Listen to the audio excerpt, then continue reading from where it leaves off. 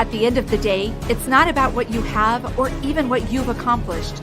It's about what you've done with those accomplishments. It's about who you've lifted up, who you've made better. It's about what you've given back. Denzel Washington. Welcome to Inspire Vision. Our sole purpose is to elevate the lives of others and to inspire you to do the same. Andrea Wehlann, how are you?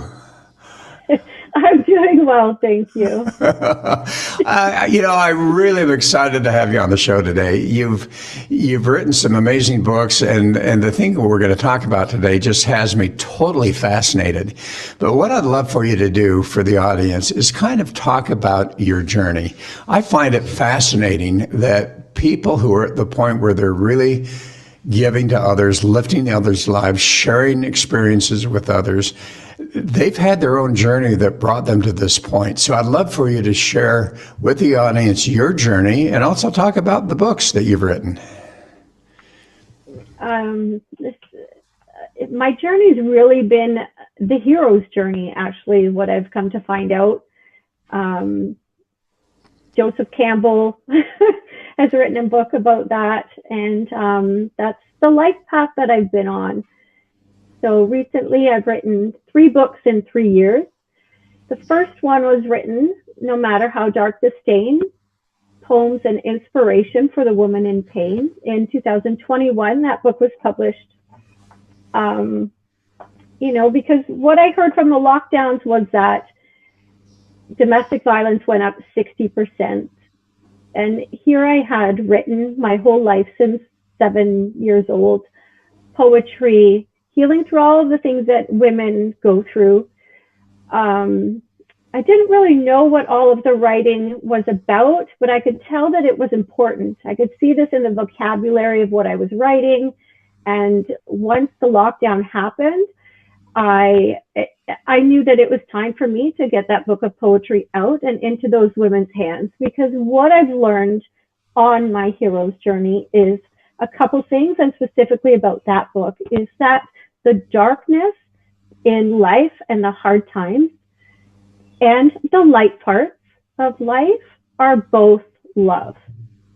And I wanted to touch women's hearts in some way so that they can know that the things that happen are not who they are. There's a difference between the two. So let's insert there. The Deeper Days book is the second book that I wrote, and this one was published in 2022. I believe there's a book anniversary coming up. It was in November. So I am a yoga teacher. That is part of how I have this gift to share with other people. Probably came from these trainings. Deeper Days is a book that's important because it offers 365, so one message for each day, how to find inner calm amidst chaos. So as we could see with the world, there was a lot of outer chaos, but the inside of every body of all of us is peace. But it needs a practice. There needs to be technique to get inside to that. These are some of the things I've learned on the hero's journey. Recently, I have published Stillness in the Storm, a conscious daily journal of yoga and spiritual healing. This one touches my soul because it has my personal yoga classes. So when I teach a class to my students, I have written out these words exactly. So people can now have me in their living room. There's 8 yoga classes, one for each limb of yoga, which sounds a bit technical, but regardless, you have yoga in your living room, and also lots of blank pages, lots of space to write thoughts and feelings. Because as we read, things come up. Every book that I wrote, everything that I went through in my life has been written down in a cute little journal. And so publishing the first 2 books was really important to me. But also having a journal for other people to have, how I had, was also really important to me. It's healing.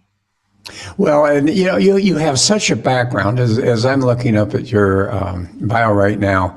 Reiki master, Brazilian Chew, and I'm not going to pronounce these right, Qigong, feng Shui, meditation practitioner, Right. all of those Yeah. types of things. You have such a varied background. And what I find fascinating about that is, people I find that are curious about their lives go out and start really searching all of these various modalities. And they're able to bring those in and then help people. And as you say, as you've written these books, you've actually taken your life experience, as you refer to it, your hero journey, and literally been able to share that with people with the idea that it's going to touch somebody's life. And it's going to make a difference in their lives. And I think that that's so cool. Now, today, I really want to talk about deeper days because I am fascinated with meditation and I'm fascinated. Yoga for me is tough because every time I try to do any yoga and stretch, it just kills me. But Sends everybody everywhere. I know, and I love meditation. I've started to do that, and I meditate, and it's kind of funny. I do a walking meditation as one thing each morning, and then also I try to do a regular meditation in the evening, and so I want to talk about the meditation, the yoga practices, the deeper days, and the messages that you're talking about. But before we even do that, I want to talk a little bit of philosophy and theory here. Okay, because what I have found as I've talked to different people and, as I've worked with different people also, recently it's come up that, people talk about affirmations. And I'm thinking, okay, and I'm here in Thailand, so I'm visiting temples, I'm talking to people who are Buddhists. Wow. And what I find fascinating, I was visiting with a friend, and they were telling me about some of the childhood trauma that they had, and that the emotional experiences that they had had. And as I asked, how do you overcome that? They started telling me how they will, quote, chant, but as they started to tell me what they were actually chanting and interpret it for me into English, what I found was that it was just positive affirmations. And what they said was that as they did that, that emotional drain that they were experiencing about whatever that childhood experience was would go away. And so they do that on a regular basis. So based on your experience, do you find that, we're going to talk about the messages that someone's, every day, the messages that they're going to talk about and so forth. But do you find that being able to, through meditation and then verbally, or at least mentally verbally, talking about affirmations and saying affirmations, does that make a difference in someone's life? Yes. Yes. Everything is energy. And your mind cannot serve two masters. You can't be happy and sad at the same time. It doesn't work. You can't be in pain from your childhood and be something else at the same time. So the affirmations, or in Sanskrit, you've heard of mantra, using a mantra, very, very similar. So man is for the mind. And tra is like transport. It's like a transportation. Because of how your mind works, which is what Buddhism is a study of how your mind works. So it's a transportation, what you're putting into your mind, that's something positive. And we need to do this if we're going to overcome any healing, any childhood trauma, right? So everything is a vibration. When you're chanting, you can hear now, if you put your hands right here when you're talking, it's not so much the words, it's the vibration. Well, you're not talking, but I'm talking. So yes, but I'm doing it. Yeah. So you feel that vibration right there. You feel that vibration. That's when you're doing your affirmations or repeating a mantra. I am love. I am peace. I can handle any situation that comes to me. That's the vibration that's going through your cells. And what happens in life and dis-ease is we get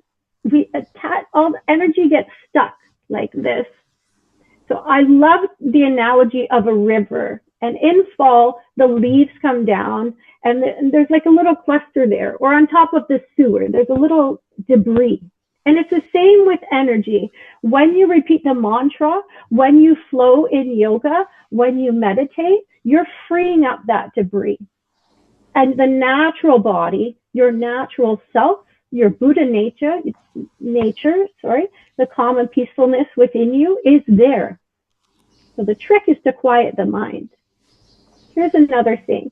Your mind won't repeat the good stuff. Your mind only repeats what's already happened, which is in your memory. So you have to do the positive affirmations. You have to say the mantras. You have to transport the goodness into your mind to feel it in your soul. But we're not taught this in grade 4. No. And you know what's interesting, and what comes to my mind immediately is, I've heard people talk about meditation, or whether they're using NLP, whatever it happens to be, right. Hypnosis, whatever, getting rid of those traumas, those subconscious emotional and physical traumas, which become emotional interpretations. And my question, and I just came to my mind as far as this question goes, and I want your take on this. Do they really go away? Or is it, as my friend was sharing with me, that it comes up periodically, and as they sense that it's coming up, being able to chant those mantras, or to be able to do those affirmations through meditation, or however that happens to be, puts it away so that it doesn't come up as often? Or do you find that it literally causes it to disappear? What's been your experience? So in order to get into the mind is where you need the practice and the technique. What I like to say now, where I'm at in my life, is my mind is a dance floor. So can you dance back and forth as it comes and goes? This is where you want to be. But there needs to be technique. There needs to be some practice in order to get to that space where when they come, they flow through. The feelings come, they arise, invoke emotion, and feelings pass away. Breath comes into the body, breath passes away, just like the waves of the ocean. What happens when we don't deal with the trauma, if we don't switch the energy of the bad things that have happened, well, not bad, I believe everything's nature, and I try not to say good and bad, but what happens with the affirmations and the practice is less suffering.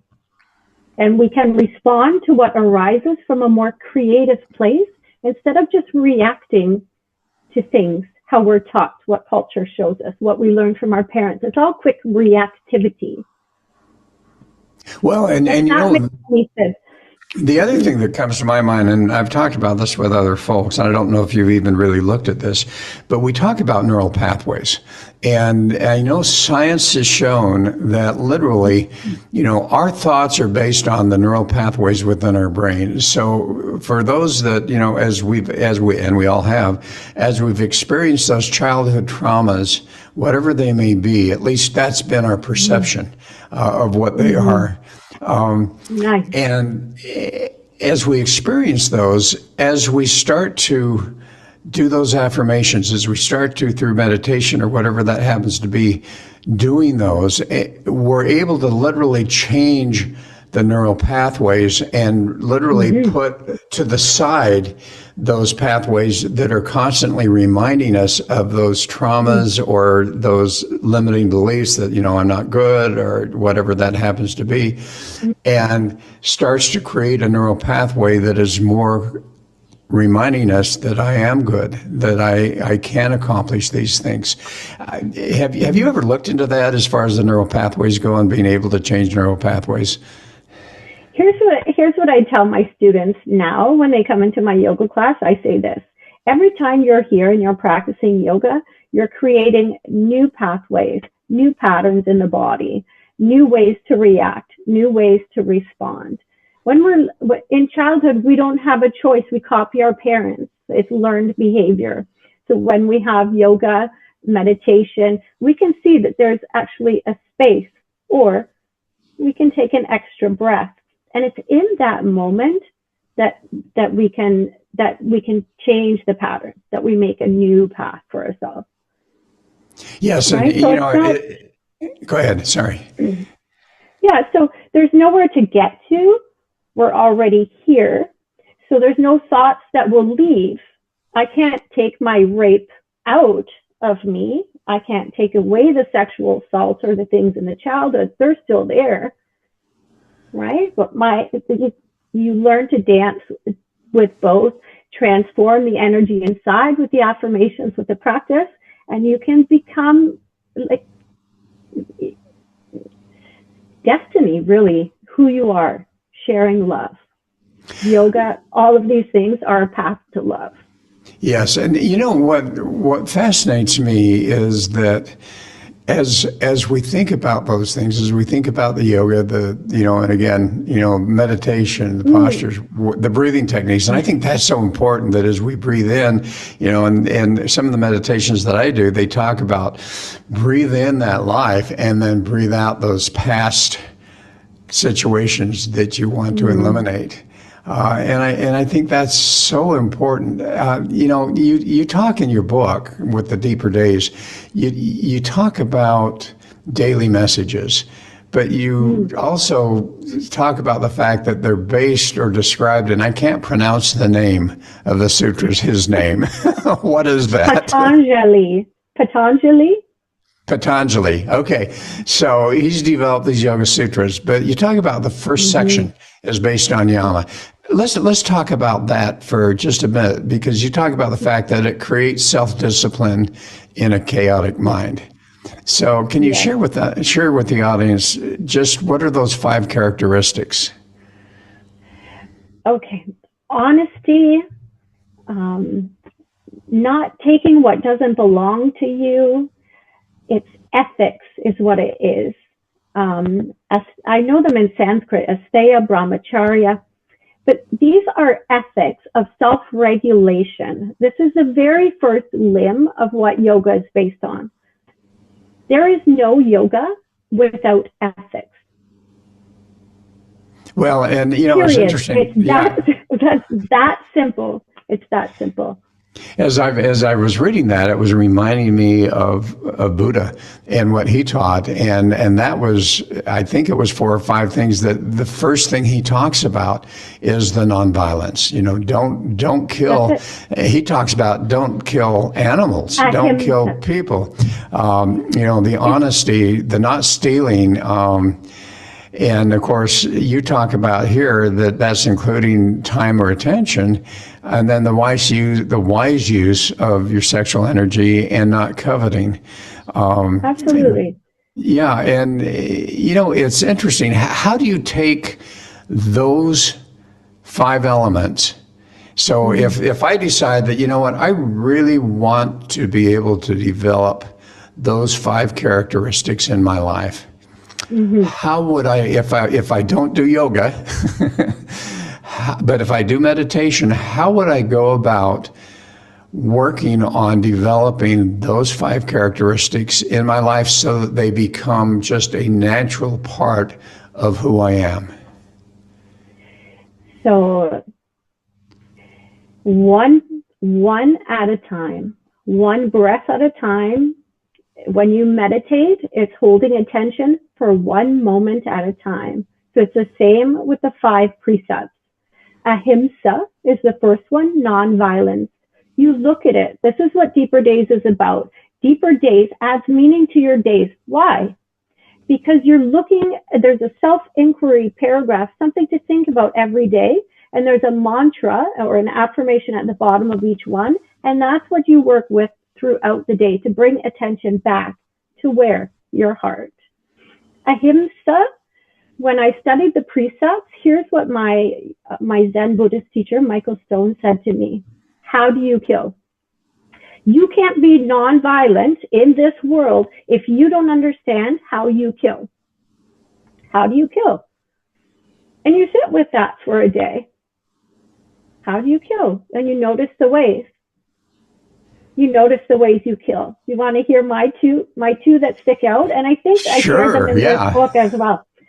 My two were, for guilty pleasure, I would buy those cheapy little magazines like Life and Style, and they were like $2.99, full of trash, have all of the actors and actresses on the front cover holding their babies. Like, I would buy those. I was raising my kids, and I would always like flip through those as like a guilty pleasure. Now I'm studying my precepts with my teacher. I'm thinking, how do I kill? One of my favorite heroes is Princess Diana. Maybe my $2.99 buying that magazine makes those photographers go out to all those people, scares those moms because they get $300 a photo. Princess Diana maybe died from a similar tragic event, right? That's one way that I found out that I was causing harm. You look at the things. The other one is eating meat. Simple. I just took that out because, you know, I grew up meat and potatoes. I'm an Italian girl from the 70s, but, you know, times have changed. The slaughterhouse has gotten a little bit more aggressive and things like that. And I'm not preaching to do this or that. But what I'm saying is, when my teacher asked me, how do I kill? There's reasons there. All of the answers are inside you. You just have to stop and see. Ask yourself tomorrow, how do I kill? You'll have all the answers. Once you have the answers is when you can work with it. Once you see it, that's when you can work with it. That's when change happens. Once you can see it. I find, you know, how do you kill? And you talk about, you know, are we becoming vegans? Should we be vegans, vegetarians, whatever that happens to be? You know, it's fascinating how, you know, we talk about that and people are going, oh, yeah, right. But when you start to talk about the nutritional benefits of healthy eating and not eating so much meat, you know, and so on and so forth. It's just amazing how that happens. Now, here's a question that I have for you, because maybe I've been doing it wrong. As I go through and as I'm doing my, you know, affirmations, as I'm walking, doing my meditation, I usually talk about 3 or 4 things, maybe 5 things in my mind. You know, so I'm saying, you know, I'm more patient, I'm more loving, I'm more this and that and that. And yet you're talking about one item, you know, nonviolence or honesty. Let's talk about honesty for a minute. You know, that is something that, do you recommend to people, because you've got one for every day, do you recommend to people that they only focus on one thing a day? Or is it okay to, you know, if I'm going to go out tomorrow morning and walk, my mantra is going to be, you know what, I am nonviolent, I'm honest, I don't steal. I use, you know, I'm, you know, ethical. I'm, you know, all of these things. I don't covet. I'm virtuous, type of thing. Does it get confusing when you're doing, you know, 3, 4, 5 things at a time, or is it better just to focus on one item? I think that in order to transform and to switch things, you cannot Pollyanna, rose-colored glasses, put a Band-Aid on top. You can't just be, I'm calm. But I believe, and all of my work has overturned every stone to see how much chaos I am first. I think it's both in relation and knowing both. So how do you love? It comes so easy that we have the answers. But how do you hate? It's a little more difficult to see that side.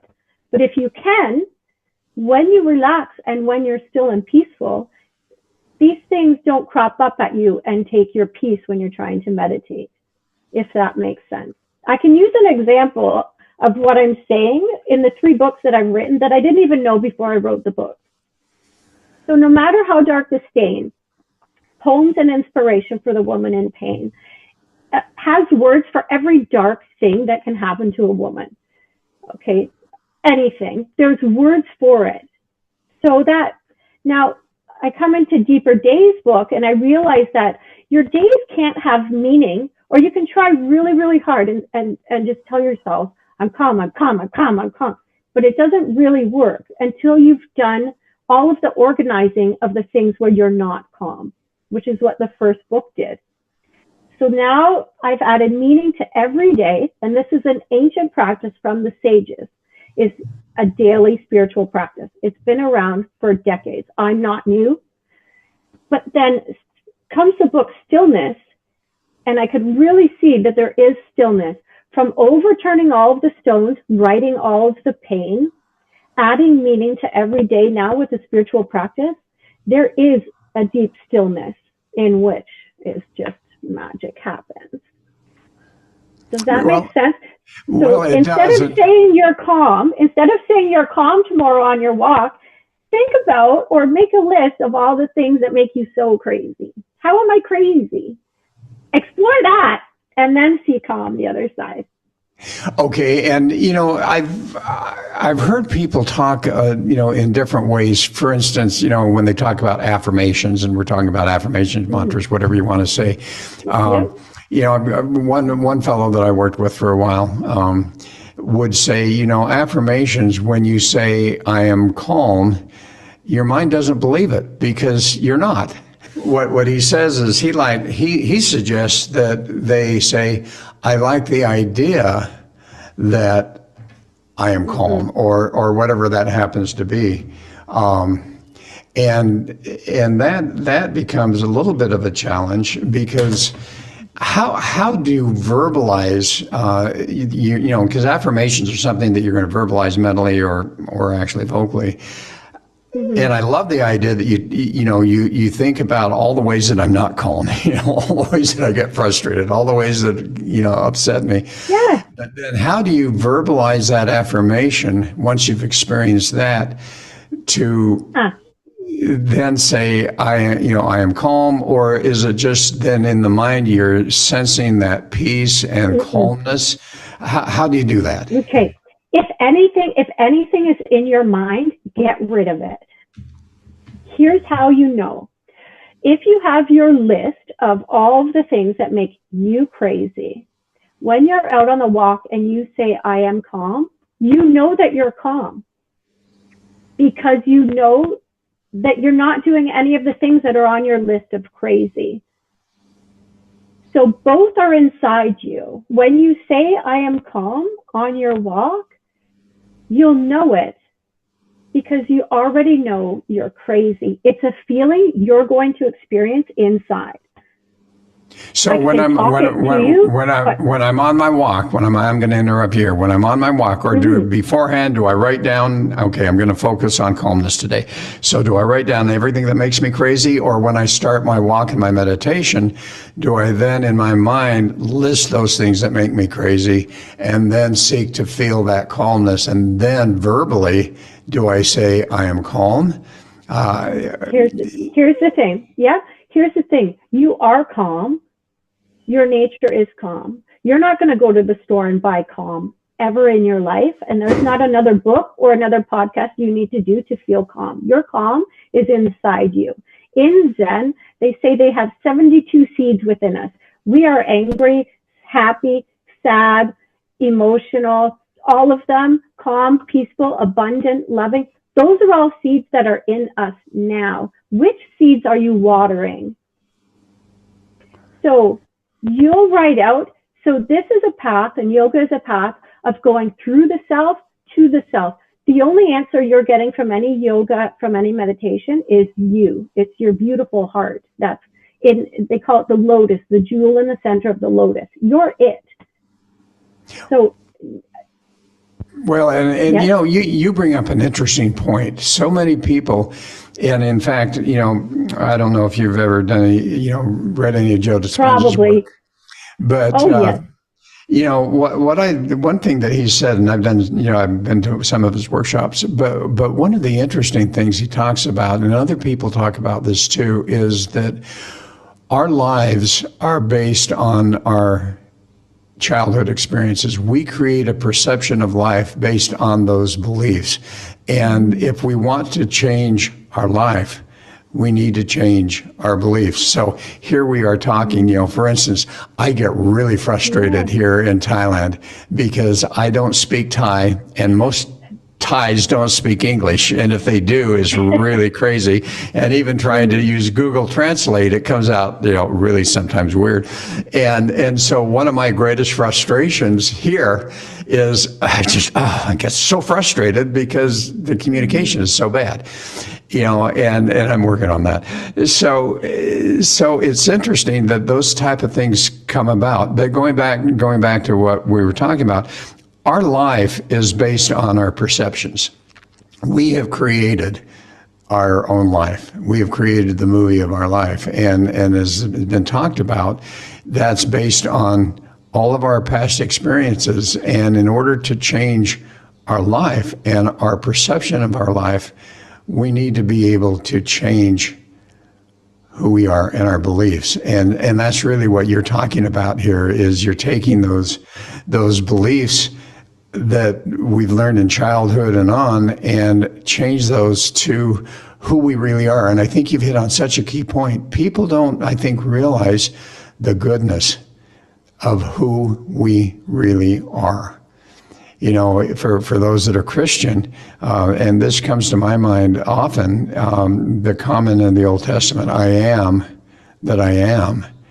And here he is saying, I am goodness, I am love, I am all of these things, and we literally are the same. And so often I think people don't focus on who they are, they focus on who they've been taught that they are. Right.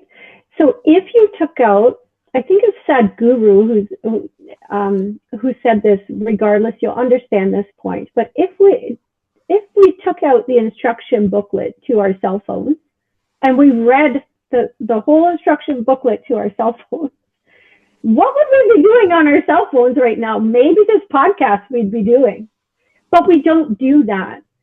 So we don't fully understand. And it's the same with the mind. We don't exactly know how the mind works when we're growing up. So how do we know that we can change it? Right? Let me say this.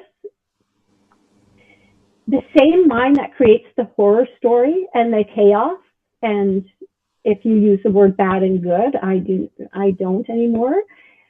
That's the same mind that makes the love story. You're it. There's only one begotten Son. It's you. Yes, that's so true. And, we talked about that first section of the messages that you talk about in your book, and there's 8 of them. And would you mind just very shortly going through what are those 8 different sections and just a very brief description? Oh, the 8 limbs of yoga. So Patanjali, going back to who we spoke about, wrote the Yoga Sutras. There's 293, if I'm right about that number. Now I'll have you guess, how many do you think are about the yoga postures? What we see on Yoga Journal, the postures. How many of the 293 do you think are about those poses? I would have no idea. 2 to 3. 2 to 3. That's it. So yoga is about the yamas. It's about the ethics. How do you handle yourself? How do you kill? How do you steal? It's about being ethical, being able to regulate yourself, self-regulation. And it's about observances, the niyamas, how you are on the outside. If there's a table full of all the Kit Kats, are you going to take one, right? You observe these things and you act in a certain way. This gives a balance so that when you're standing in asana, which is another limb of yoga, you can stand on equal footing. It gives balance. Another one is the meditation practice and being able to concentrate. And here's where the book Deeper Days helps develop that. Once you have that, you can concentrate on one thought, perhaps a day or one breath at a time, then you can learn meditation. Once you have meditation, you can experience peace and you can experience stillness, which is samadhi, which is the top limb. So you might think that they all go linear, but what I love about Michael Stone, my teacher, is that he puts them all in a circle and we kind of flow through all of them. But they're all together as one thing.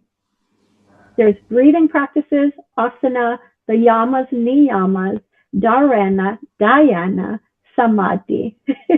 Asana.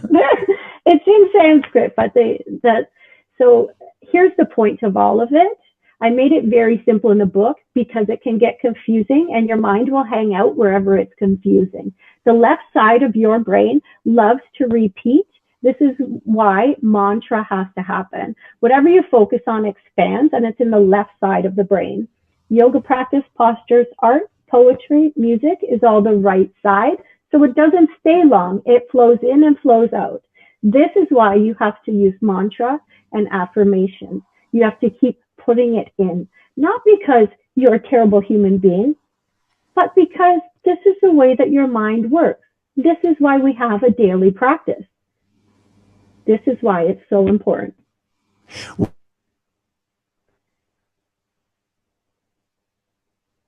Tough, I find, for people to develop different habits. And, you know, as we've learned, you know, for some people it's taking 30 days, for some people 60, for some 90, some longer than that to change habits. And what we're really talking about here is an individual deciding, number one, that they really want to change their life experience, that movie of their life. And then the next step is to find ways in which to do that. And, you know, I'd love for you to talk about this Deeper Days book and where people can find it. But then also being able to develop. I know for me, it literally took, probably 30, 45 days for me to get to the point where I meditate every day. And, you know, for a while I didn't. And it's taken a while to kind of work all of that out and how I can do it and so on and so forth. But for people who are really wanting to change their lives, it means that there needs to be a change of those habits. And that's what you're really talking about, isn't it? Is being able to change habits in a way. How do you help people to, what would you say would be the main habits that they need to develop for them to start to experience what you talk about in your books? I think you have to have a spiritual practice, whatever that means to you. So if it's art, do more art. If it's music, do more music. You have to have more time on that side of things than in the chaos. More of the calm parts than the chaos. So by the time I was 18, I had so many things happen to me, and I saw Oprah Winfrey's show. She would have one person on that was raped or one person that was beaten or something. And I'm like, hey, wait a minute here. I've had all of this by the time I'm 17, right? So that was like a trigger for me that some things were extraordinary, and then to work with it. If you're going to change things, one, you need to know that you can. And this is what I want to tell people. And this is my message. You have all you need inside you right now to do it. And there has to be some kind of practice, only because your mind is a bit of a trickster to get in. So you need a yoga class so that you can relax to quiet the mind, or you need to meditate so that there's a way into your calm and peaceful side. Also, if people are going to make a change, we'll bring it back to what we said before. Maybe write the things that you don't like right now out. And why are you changing? There needs to be a strong why to change. Who would you be if? So some people, when they were, just for example, I know it's a tough subject for a lot of people, but if you were raped before, like in the 70s, you were just kind of like a victim, or there's a lot of victim. You didn't really know what to do. There wasn't a pathway out, right? So if you're going to change, maybe you pack up all of the victimhood and put it in a bag, and then you start to move on. And it's not really the best example, but I think energetically you get my point. You can't just change and then fluff off, right? There has to be, why am I changing? Who am I destined to be? Who will I be if I'm not carrying this around anymore? If I can be this person that I feel in my heart, what do I have to set aside for that? Does that make sense? And that's a wonderful message. And here's the question that I have. You know, I think there are a lot of people that really approach this and do that self-help. That, you know, that's kind of a common phrase, self-help. But how many times have you found that, you know, you talk about your guide, the person that you worked with. How many times do you find that most people need some type of guide, someone, you know, whether you call it a coach or, you know, whomever, What a beautiful question. to really help you to move in that direction and be there to catch you when you start to fall back a little bit? That's a beautiful question. That's a beautiful question. And that's the thing with online. You won't find me teach yoga online, right? I'll teach it in person. Why? Because you need a teacher to point out when you're stuck. I like to say I'm like an inner GPS. Like, thank goodness for all of the things that have happened to me, because when anybody walks through my yoga studio doors, I can meet them exactly where they're at. And I love that about me. And I love that I can reflect the love back in them. No, I got lost off what you said. Sorry. Okay, so let's talk about, do you coach people? Do you help individuals outside of yoga class? I can't come to your yoga class, but that's why I wrote the books. Do you? Yes. Yeah. So do you actually personally help people and guide them on a regular basis as they're moving forward in their path to achieve that sense of calm, that freedom, that peace, that joy that we all should be experiencing? So because the pandemic happened, they closed my studio doors. And this is the reason that I wrote the books. I found writing the books as a way to touch people. And also what I want people to know, and how we talked about the hero's journey at first, is this. When I was in the 70s growing up in a small town on Lake Erie, I thought that I had to go to Tibet to find peace. So I did. So I worked hard from 11, and I had all these jobs and saved every penny, because in Canada we still had pennies back then. Now we don't. I saved every penny so that I could go and find peace out in the world. And I climbed the mountaintops of Brazil. I lived in New York City, Italy. I've been everywhere. But you know what's happened is the consciousness has lifted. Our consciousness has raised so much that I want all of your viewers to know that they don't have to leave their house anymore. We have the internet. We have the consciousness to know that we don't have to suffer as much anymore, and that doing these practices, reading the books that I've written, I have free videos on YouTube, it all helps. It all pokes through the veil that you're not enough, but you are. And you can handle hard things. You said it's hard to change habits. That's okay. You can handle hard things. You can handle it. Where do people find your books? Amazon is number one. I'm at Amazon. Will get it there by 9 a.m. No problem. Barnes and Noble, I love. Chapters Indigo if you're in Canada. I think there's 39,000 different distributors of most of the books, except the journal is different. So they're all on Amazon. Ganga Moon Yoga is my yoga studio. You can Google me online. You can send me messages. If I can help people, I will help people. This isn't like, we're all connected here. We're all part of it. Okay. And so again, the website where people can find you and some of this information? Ganga Moon Yoga Square site. So Great. Ganga is a river in India. Ganga Moon Yoga. On Instagram at Andrea L. Wehlann. Instagram at Ganga Moon Yoga. LinkedIn, Andrea Lynn Wehlann. YouTube, Andrea L. Wehlann. It's all there.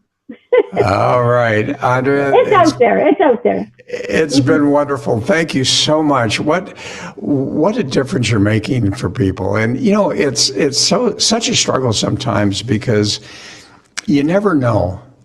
You don't always get that feedback, and sometimes you do. I know I've got one person that is feeding back to me. They've listened to a show, they've gone and bought a book, they've done this type of thing, but it's not very often that you get that personal feedback of the fact that you have touched someone's life, that you've lifted them in a way that otherwise they would have never been lifted up.